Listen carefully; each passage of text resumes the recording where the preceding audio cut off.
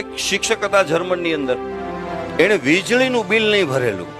GB એટલે ત્યાંની કોઈ વીજ પાવરની સંસ્થા હોય, અહીંયા જીબી છે એ રીતે એણે એની ઉપર કેસ કર્યો. અને પછી એ શિક્ષકને કોર્ટમાં બોલાવવામાં આવ્યા અને જજ સાહેબે કીધું શું કામ તમે બિલ નથી ભર્યું? તો કે એમાં એવું છે, મારો ઈરાદો એવો નથી. રવિવારે મારે રજા હોય ને વીજ કંપની રવિવારે બંધ હોય, અને રજા હોય એ દિવસે પણ એવા વિદ્યાર્થીઓને હું ભણાવું છું કે જે ફી નથી ભરી શકતા, માટે હું બિલ નથી ભરી શકું. જજ સાહેબે કીધું આટલી ગંભીર સમસ્યા.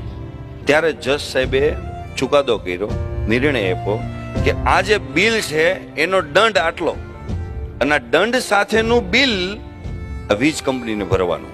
કારણ કે એમણે એક શિક્ષકને ડિસ્ટર્બ કર્યા અને એક શિક્ષકને અહીંયા સુધી કોર્ટ સુધી ઘસેડવામાં આવ્યા, જે શિક્ષક આ દેશને ઘડે છે.